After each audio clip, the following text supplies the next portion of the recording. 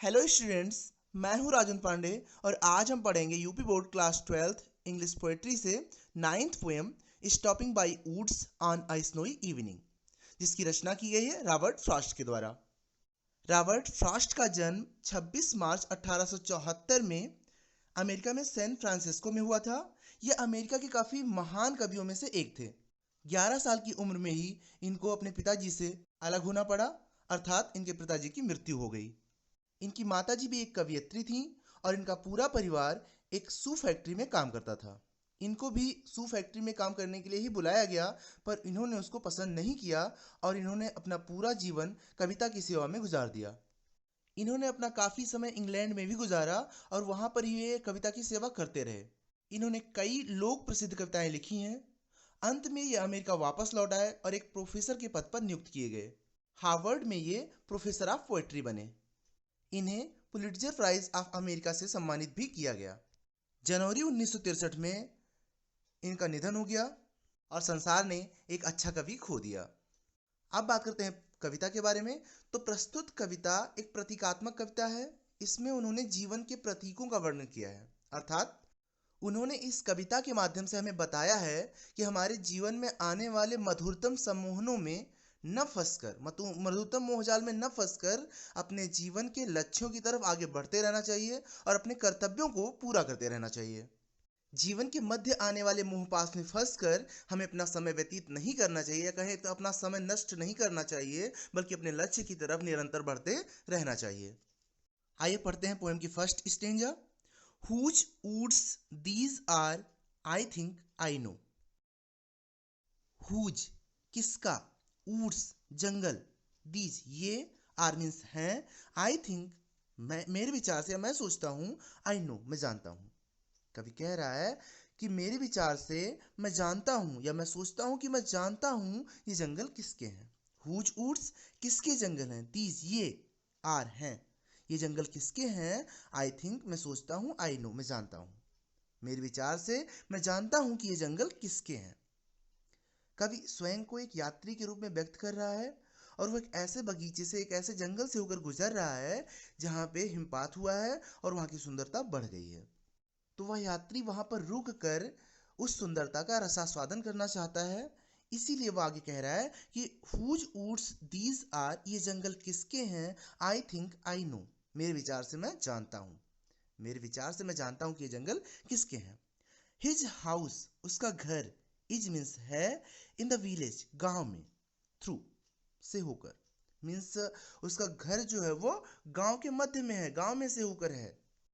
He will not see me stopping here. He means वह, will not see नहीं देखेगा, will not see नहीं देखेगा, me means मुझे, stopping रुकते हुए, here means यहाँ, वो मुझे यहाँ रुके हुए नहीं देख पाएगा। वो कह रहा है he will not see, वो नहीं देखेगा, me means मुझे, वो मुझे नहीं देखेगा, stopping here यहाँ रुके हुए, वह मुझे यहाँ रुके हुए नहीं देख पाएगा।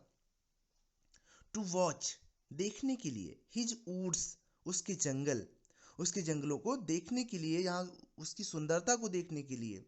फिल अप जो भरे हुए हैं, विद स्नो बर्फ से, उसके जंगल जो बर्फ से भरे हुए हैं, उसकी सुंदरता को देखने के लिए यहाँ पर रुकते हुए वह मुझे नहीं देख पाएगा। He will not see me stopping here to watch his woods fill up with snow, यहाँ पर रुकते हुए उसकी, उसके जो जंगल बर्फ से ढके हुए हैं और उनकी सुंदरता बढ़ गई है, उसको देखने के लिए यहाँ रुकते हुए वह मुझे देख नहीं पाएगा। पूरा देखेंगे। Whose woods these are, I think I know, ये किसके जंगल हैं, मेरे विचार से मैं जानता हूँ। His house is in the village through, उसका जो घर है वो गांव में से होकर है, अर्थात उसका घर जो है वो गांव में है, वह एक पारिवारिक व्यक्ति है, गांव में रहता है, वह यहाँ आसपास नहीं रहता है, दूर रहता है। उसका कहने का मतलब कवि का ये है कि वो गांव में रहता है, दूर रहता है, वो जंगलों के पास नहीं है। He will not see me stopping here, वह मुझे यहाँ रुकते हुए नहीं देख पाएगा। To watch his woods fill up with snow, बर्फ से ढके हुए, बर्फ से भरे हुए, बर्फ पड़े हुए अपने जंगलों को देखने के लिए यहाँ रुकते हुए वह मुझे नहीं देख पाएगा। अगली stanza. My little horse must think it queer, my little horse मेरा छोटा घोड़ा मस्ट थिंक अवश्य सोचना चाहिए इट इस विषय में क्वीर आश्चर्यजनक। क्वीर मीन्स आश्चर्यजनक या विचित्र कह सकते हैं।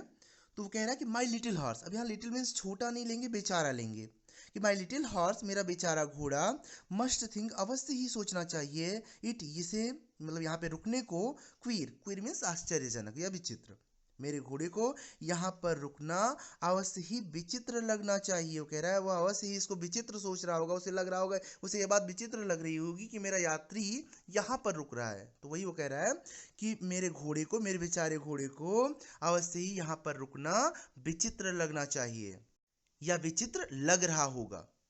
क्या विचित्र लग रहा होगा? टू स्टॉप रुकना, विदाउट बिना, ए फार्म हाउस बिना एक फार्म हाउस के, नियर मीन्स पास, बिना पास में एक फार्म हाउस हुए यहाँ पर रुकना मेरे घोड़े को अवश्य ही विचित्र लग रहा होगा। टू स्टॉप मीन्स रुकना, ठहरना, विदाउट ए फार्म हाउस बिना एक फार्म हाउस के, बिना एक फार्म हाउस के, नियर मीन्स पास पहुंचे, बिना एक फार्म हाउस के पास पहुंचे यहाँ पर रुकना मेरे घोड़े को अवश्य ही विचित्र लग रहा होगा। यात्री कह रहा है कि my little horse must think it queer, queer मेरे घोड़े को अवश्य ही यहाँ पर रुकना विचित्र लग रहा होगा। टू स्टॉप मीन्स रुकना, without a farmhouse near बिना किसी फार्म हाउस नज़दीक हुए, अर्थात बिना किसी फार्म हाउस पर पहुंचे मेरे घोड़े के लिए रुकना विचित्र लग रहा होगा, क्योंकि व्यक्ति तभी रुकता है जब कोई सराय या कोई ठहराव मिलता है। बिना किसी ठहराव के रुकना उस घोड़े को विचित्र लग रहा है। वही यात्री कहना चाहता है, वही कवि कहना चाहता है कि मेरे घोड़े को यहाँ पर बिना किसी सराय के पास पहुंचे रुकना विचित्र लग रहा होगा। बिटवीन, बिटवीन मीन्स के मध्य में, दो चीजों के मध्य में, द वुड्स जंगलों के, एंड फ्रोजन लेक और जमी हुई झील के, जंगलों के और जमी हुई झील के बीच में, बिटवीन के बीच में, द वुड्स जंगल, and frozen lake, frozen means जमी हुई, लेक मीन्स झील, जंगलों और जमी हुई झील के बीच में रुकना। The darkest evening, the darkest, darkest means सबसे अंधेरा, जिससे ज्यादा अंधेरा नहीं हो सकता, इवनिंग मीन्स शाम, सबसे अंधेरी शाम, ऑफ द ईयर इस साल का, मीन्स साल की सबसे अंधेरी शाम में, साल की सबसे अंधेरी शाम में, द डार्केस्ट सबसे अंधेरी, इवनिंग मीन्स शाम, ऑफ द ईयर मीन्स साल की सबसे अंधेरी शाम में। अब पूरा चारों एक साथ देखेंगे कि my little horse must think it queer, मेरे घोड़े को अवश्य ही ये विचित्र लग रहा होगा, to stop without a farmhouse near बिना किसी फार्म हाउस के नजदीक हुए यहाँ पर रुकना मेरे घोड़े को विचित्र लग रहा होगा। Between the woods and frozen lake, जंगलों के और जमी हुई झील के मध्य में, the darkest evening of the year, साल की सबसे अंधेरी शाम में।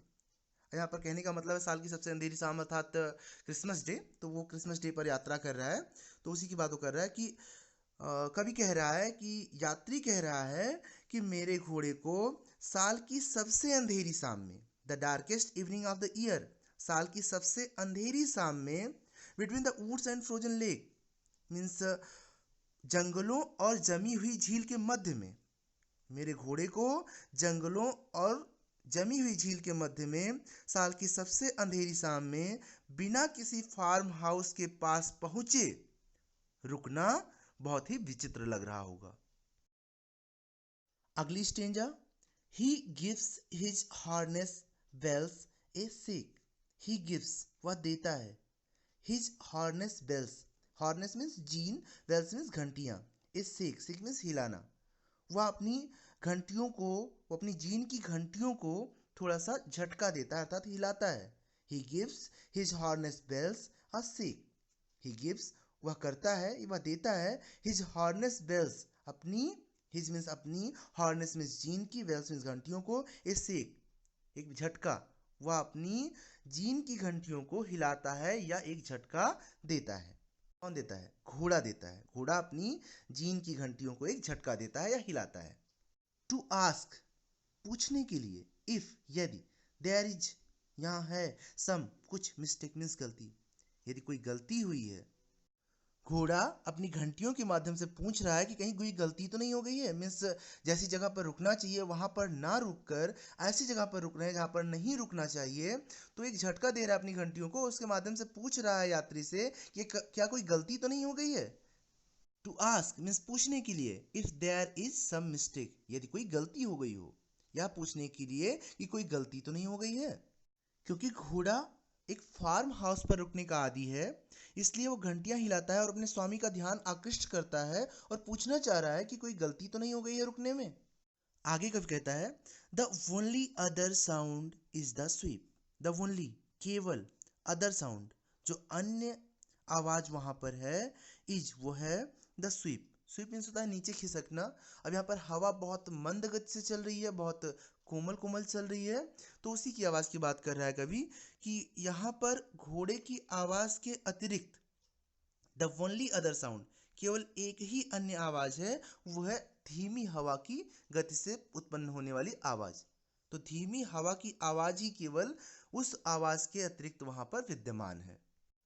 Of easy wind, easy means धीमे गति से चलने वाली हवा, जैसा कि आपको बताया मैंने। The of easy wind means धीमे गति से चलने वाली हवा का, स्वीप मीन्स सरकने की आवाज। एंड डाउनी फ्लैक, डाउनी फ्लैक मीन्स होता है हिम के कोमल कोमल फाहे, अर्थात जब बर्फ गिरती है तो बिल्कुल रुई की तरह एकदम नरम नरम कोमल कोमल होती है, तो उसी की बात की गई है यहाँ पर। डाउनी फ्लैक मीन्स हिम के कोमल कोमल फाहे।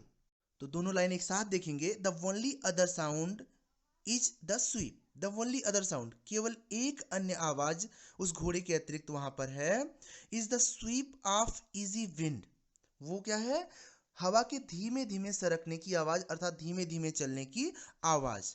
और क्या है वहां पर, एंड और डाउनी फ्लैग, और हिम के कोमल कोमल फाहे हैं, बर्फ के कोमल कोमल फाहे अर्थात बर्फ गिर रही है। पूरा देखेंगे, he gives his harness bells a shake, घोड़ा अपने स्वामी का ध्यान आकृष्ट करने के लिए अपने लगाम में लगी हुई घंटियों को झटका देता है और बजाता है, और उससे अपने स्वामी का ध्यान आकृष्ट करना चाहता है। क्यों, to ask if there is some mistake, ये पूछने के लिए कि कहीं कोई गलती तो नहीं हो रही है। क्योंकि घोड़ा जो है वो हमेशा से एक फार्म हाउस पर रुकने का आदी है और वो वहीं पर रुकना जानता है, इसलिए जंगल के बीच में इस हिमपात में रुकना उसे गलत लग रहा है, उसे सही नहीं लग रहा है, उसे ये समय की बर्बादी लग रही है, इसीलिए वो अपने स्वामी का ध्यान आकृष्ट करके पूछ रहा है कि कहीं ये गलत तो नहीं है। The only other sound is the sweep of easy wind and downy flake, उसके अतिरिक्त वहां पर केवल एक ही आवाज है, वो है धीमी हवा की आवाज। उसके अतिरिक्त वहां पर केवल धीमी हवा के चलने की आवाज है और गिरते हुए हिम के कोमल कोमल फाहे हैं, अर्थात दृश्य बहुत मनोरम है और वहां पर कभी रुकना चाह रहा है, यात्री रुकना चाह रहा है और उसका रसास्वादन करना चाह रहा है, जबकि घोड़ी को यह सही नहीं लग रहा है। अगली stanza, the woods are lovely, the woods जंगल, आर लवली बहुत ही प्यारे हैं, जंगल बहुत ही प्यारे हैं, डार्क अंधेरे हैं, एंड डीप और गहरे हैं। वो जो जंगल वहां पर सामने है कवि के या यात्री के सामने जो जंगल है वो बहुत ही प्यारा है, बहुत ही अंधेरा भरा हुआ है और बहुत ही गहरा है, अर्थात बहुत ही सघन है, बहुत ही सुंदर है, उसको बहुत ही अच्छा लग रहा है। द वुड्स आर लवली, जंगल बहुत प्यारे हैं, डार्क अंधेरे हैं, एंड डीप और सघन है या गहरे हैं। बट लेकिन, आई हैव प्रोमिसेस, मैंने कुछ वादे किए हैं, टू कीप जिन्हें मुझे पूरा करना है, पूरा करने के लिए, टू कीप मीन्स पूरा करने के लिए। बट आई हैव प्रोमिसेस, लेकिन मेरे पास कुछ वादे हैं, मेरे कुछ फर्ज हैं, टू कीप मीन्स पूरा करने के लिए। अर्थात अंतिम स्टेंजा में कवि समझाना चाह रहा है हमको कि बेशक जंगल बहुत ही सुंदर है, बहुत ही अच्छा है, लेकिन फिर भी वो वहां पर रुक नहीं सकता है। क्यों, क्योंकि उसने अपने कार्यों के प्रति, अपने कर्तव्यों के प्रति, अपने लक्ष्य के लिए बहुत सारे प्रण लिए हैं, बहुत सारे वादे किए हैं, उसके कुछ फर्ज हैं और उनको उसको पूरा ही करना है, इसलिए वो वहां पर रुक नहीं सकता है।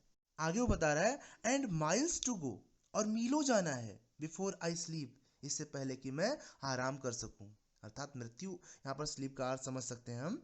तो मृत्यु से पहले बहुत सारे मुझे फर्ज निभाने हैं, इसलिए मैं एक जगह रुककर नहीं बैठ सकता हूँ। वो कह रहा है, एंड माइल्स टू गो, और मीलों मुझे जाना है, बिफोर आई स्लीप, इससे पहले कि मैं आराम कर सकूं। एंड माइल्स टू गो, और मुझे मीलों जाना है, अर्थात मुझे बहुत सारी दूरी तय करनी है, मुझे बहुत सारे कार्य करने हैं, बहुत सारे फर्ज पूरे करने अपने लक्ष्य तक पहुंचने से पहले। तो इसलिए मैं आराम नहीं कर सकता हूं। मुझे आराम करने से पहले, मुझे सोने से पहले बहुत लंबी यात्रा करनी है, बहुत दूर तक जाना है। अर्थात कवि को वह जंगल बहुत पसंद है, वह उसकी सराहना भी करता है, लेकिन वह अपने कर्तव्यों के प्रति भी सचेत है। वह अपने कर्तव्यों को पूरा करने के लिए कर्तव्यनिष्ठ है, उसके प्रति आस्थावान है, और वो ये जानता है कि जंगल बहुत सुंदर है, देखने में बहुत रमणीय है, लेकिन फिर भी वह अपने कर्तव्यों को छोड़कर, अपने कर्मों को छोड़कर वहां पर उसका रसास्वादन करने के लिए नहीं रुक सकता है। उसे जल्दी ही निकलना है, क्योंकि उसे बहुत सारे कार्य करने हैं, बहुत दूरी तय करनी है। अगर आपको इस पोएम की सेंट्रल आइडिया आपको डिस्क्रिप्शन बॉक्स में मिल जाएगी। अगर आपको ये वीडियो पसंद आए तो इसे लाइक करें, अपने फ्रेंड्स को शेयर करें, ताकि वो भी इसका लाभ उठा सकें। ऐसी और भी एजुकेशनल वीडियोस देखने के लिए आप इस चैनल को सब्सक्राइब कर सकते हैं। Thanks to all viewers.